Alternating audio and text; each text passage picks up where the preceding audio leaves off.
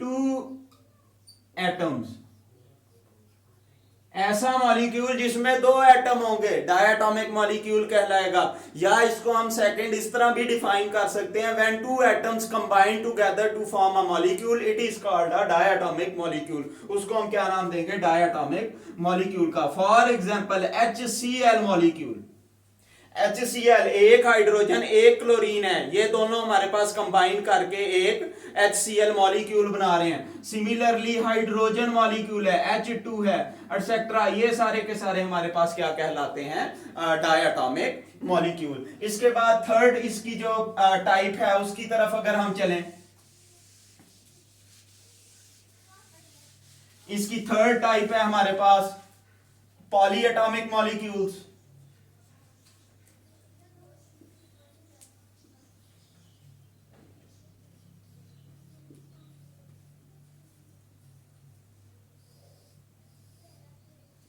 Poly means many, तो ऐसे molecule जो कि बहुत ज्यादा एटम से मिलकर बनते हैं। Many atom, a molecule consisting of many atoms, a molecule consisting of many atoms, ऐसा मॉलिक्यूल जो बहुत सारे एटम से मिलकर बनता है उसको हम नाम देते हैं पॉलीएटॉमिक मॉलिक्यूल का। फॉर एग्जांपल ग्लूकोज की बात की जाए, C6H12O6, ये हमारे पास ग्लूकोज मॉलिक्यूल है। इसके अंदर हमारे पास 6 कार्बन, 6 ऑक्सीजन और 12 हाइड्रोजन होते हैं। 24 एटम्स पर मुश्तमिल होता है ये। इसको हम क्या नाम देंगे? पॉलीएटॉमिक मॉलिक्यूल का। फॉर एग्जांपल बेंजीन की तरफ चलें, C6H6 बेंजीन है, ठीक है। इसके अंदर हमारे पास जो है 12 एटम्स जो हैं वो होते हैं। तो ये हमारे पास, इनको हम नाम देते हैं पॉलीएटॉमिक मॉलिक्यूल्स का। इस टाइप्स के बाद हम इसकी चलते हैं जनाब क्लासिफिकेशन की तरफ। अब आ जाते हैं मॉलिक्यूल्स की क्लासिफिकेशन की तरफ।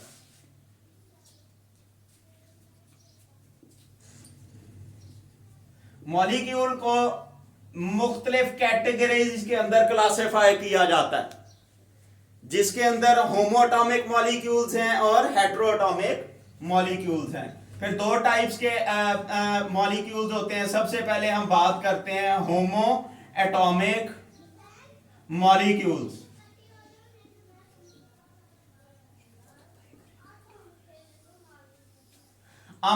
होमो mean same, a molecule consisting of same type of atoms, उसको हम नाम देते हैं किसका? होमोएटॉमिक मॉलिक्यूल का। Molecule consisting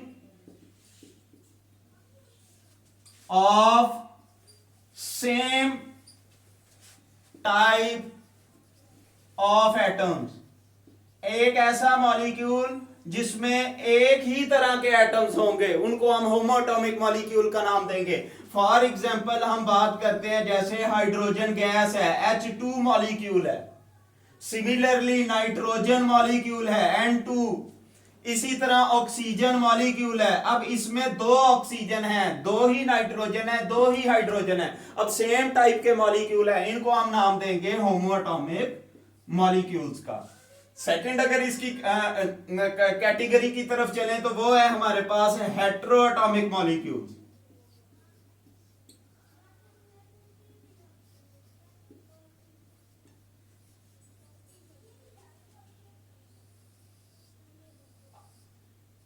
हेटेरोएटॉमिक molecule, hetero means different, a molecule consisting of different type of atoms, कि अगर हमारे पास एक मॉलिक्यूल के अंदर मुख्तलिफ एटम्स कंबाइन कर रहे हैं, जैसे मैंने ग्लूकोज की एग्जांपल दी पीछे टाइप्स के अंदर, C6H12O6 carbon, hydrogen and oxygen है। सिमिलरली C6H6 बेंजीन के अंदर है। इसी तरह HCl मॉलिक्यूल है, HBr है। तो ये डिफरेंट टाइप के मॉलिक्यूल्स होते हैं, इनको हम नाम देते हैं हेटेरोएटॉमिक मॉलिक्यूल का। अ molecule consisting of different type of atom, एक मॉलिक्यूल जिसके अंदर डिफरेंट एटम्स होंगे वो हमारा क्या कहलाएगा, हेट्रोएटॉमिक मॉलिक्यूल। फॉर एग्जांपल यहां पे बात की जाए HCl है, हाइड्रोक्लोरिक एसिड है, HBr है, हाइड्रोब्रोमिक एसिड है। इसके बाद हमारे पास आ जाता है C6H12O6 है। तो ये सारे के सारे हमारे पास क्या कहलाते हैं, हेट्रोएटॉमिक मॉलिक्यूल। तो डियर स्टूडेंट्स, लास्ट जो हमारा हिस्सा है इसका मैक्रोमॉलिक्यूल्स का, जैसे हमारे पास है जनाब कार्बोहाइड्रेट्स हैं, प्रोटीन्स हैं, लिपिड्स हैं, they are called macromolecules.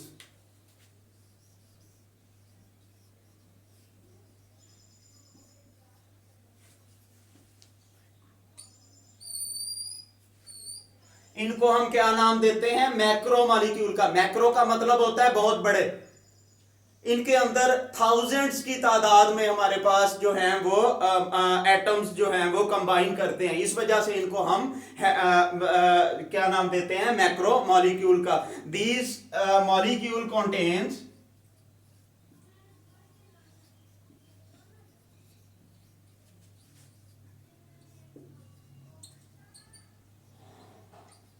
many atoms,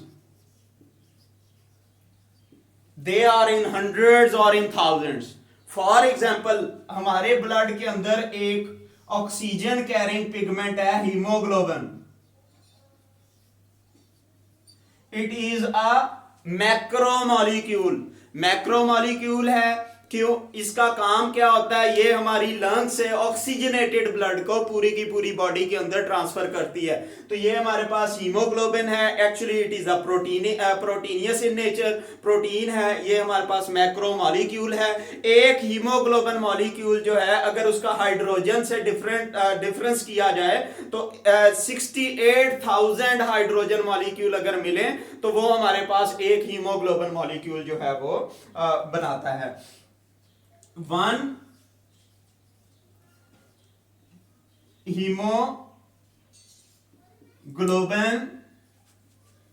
molecule is 68,000 times bigger than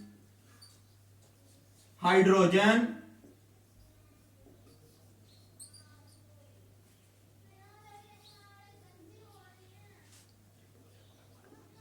hydrogen molecule से 68,000 टाइम्स ग्रेटर होते हैं। ये हमारे पास एक हीमोग्लोबिन मॉलिक्यूल है। तो आपको इसी से पता चल जाता है कि ये जो मैक्रो मॉलिक्यूल्स होते हैं इनका मॉलिक्यूलर वेट काफी ज्यादा होता है और ये बहुत ज्यादा इंपॉर्टेंट भी होते हैं हमारी बॉडी के लिए।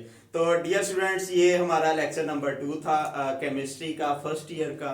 काइंडली इसको लाइक करें। अगर आपने हमारा चैनल सब्सक्राइब नहीं किया तो काइंडली उसको दोबारा से सब्सक्राइब करें। और अगर इस लेक्चर के बारे में आपकी कोई भी क्वेरी है तो वो मुझे बताएं ताकि मैं इसको दोबारा से बेहतर बना सकूं और आपके किसी भी क्वेश्चन का आंसर कर सकूं। Thank you.